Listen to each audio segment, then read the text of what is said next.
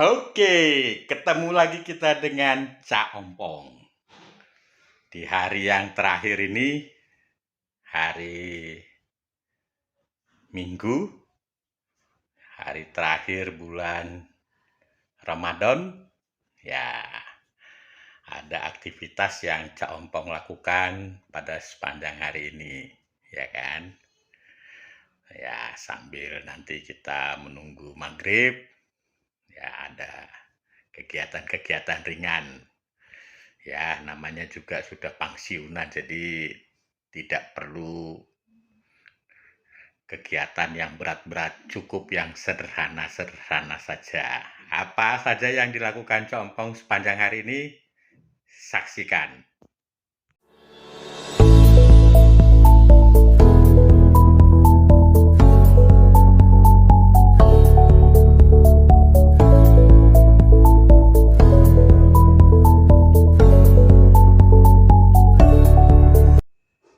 Ya, sepanjang hari ini saya melakukan pekerjaan-pekerjaan ringan, yaitu mengatur barang-barang. Ya, seperti kita ketahui, kalau kita memasuki usia pensiun, ada begitu banyak barang, ya. Tapi saat ini sudah jarang digunakan, dikarenakan anak-anak sudah tidak ada lagi yang di rumah.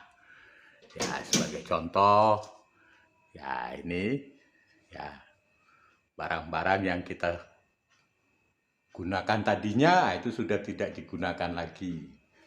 Ya seperti ini, ya kan. Ada berapa banyak barang. Nah, rak ini tadinya adalah merupakan si channel yang bekas, ya kan. Jadi setelah digunakan untuk atap, lalu masih ada sisa-sisanya, ini Cak Ompong manfaatkan, ya. Nah, ini adalah tumpukan barang, ya kan. Jadi bagaimana memanfaatkan barang-barang yang tadinya sudah hampir terbuang, nah itu kita manfaatkan dan tergunakan. Jadi barang-barang ini tadinya digunakan ketika anak-anak masih ada. Nah, sekarang saya dan istri saja yang ada di rumah, ya barang-barang ini akhirnya diatur ulang, ya kan. Mungkin menjadi bahan kenangan, ya. Nah, ya kalau nanti sempat digunakan atau apa, ya mungkin akan diambil lagi lalu dimanfaatkan. Ini masih ada yang berkarton-karton gini, nah, ya kan. Nah, jadi maklum Cak Ompong sudah tinggal berdua, ya. Nah, ini kegiatan hari ini sambil kita menunggu maghrib. Nah, berikutnya adalah kita makan malam, ya. Nah, ini ketepatan ketupat sudah tersedia, ya. Lalu opor ayam, ya. Ini opor ayamnya. Lalu ada apa ini? Kentang, ya. Nah, ini sayurnya, ya. Nah, tapi saya ingin membahas sedikit mengenai kupat. Jadi kupat itu tidak bisa berdiri sendiri, harus ada diikuti dengan kupat lebaran. Nah, makanya kita di Indonesia simbol lebaran itu adalah kupat. Nah, sebetulnya apa sih makna daripada kata kupat lebaran? Nah, kita coba membahas mengenai kupatnya sendiri. Kupatnya itu adalah ya berasal dari bahasa Jawa, ya, yang artinya adalah ngaku lepat. Jadi kepanjangannya itu ngaku lepat, artinya mengakui kesalahan. Nah, jadi kupat itu adalah ngaku lepat, mengakui kesalahan, itu kalau dalam konteks bahasa Jawa. Nah, kalau bahasa Sunda itu ngupat. Jadi ya saat ini kita dilaranglah untuk mengumpat atau memaki-maki orang dan lain sebagainya. Nah, itu mengenai kupat. Nah, kalau kita lihat bentuk daripada ketupat ini, ya, itu dia persegi 4, ya, persegi 4. Nah, itu mempunyai makna. Jadi, makna pertama adalah sisi pertama, itu disebut dengan lebaran, ya. Jadi, sisi pertama ini ada empat sisi, ya. Sisi pertama untuk kita ingat-ingat adalah lebaran.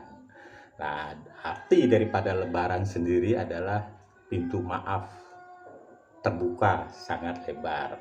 Ya, saat ini adalah saat dimana kita saling memaafkan.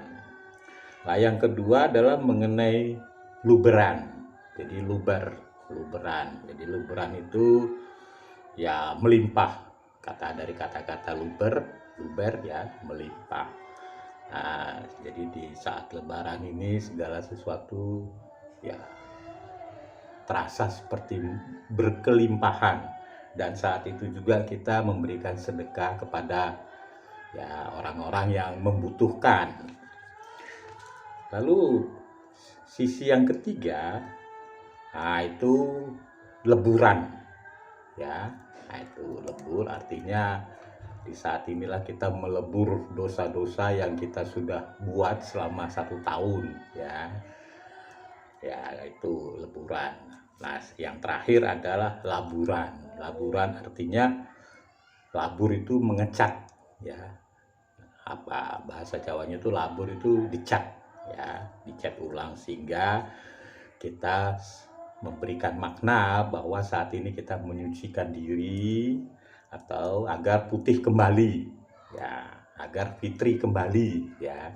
Nah, jadi makna daripada 4 sisi ketupat itu adalah lebaran, ya, pintu maaf terbuka, lalu luberan, ya, saat ini kita melimpah, dan saat ini juga kita memberi sedekah kepada orang yang membutuhkan.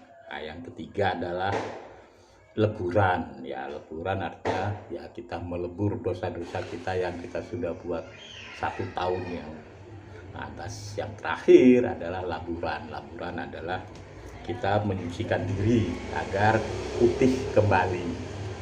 Nah, demikianlah makna daripada kupat lebaran ini. Jadi kupat lebaran ini itu adalah tradisi Indonesia asli dan sudah ada sejak zaman Wali Songo abad ke-15 dan 16, ya.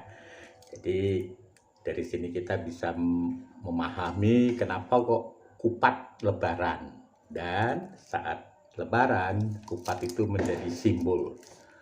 Oke, sampai kita ketemu lagi. Cak Ompong juga menyampaikan selamat Hari Raya Idul Fitri. Mohon maaf lahir dan batin. Terima kasih.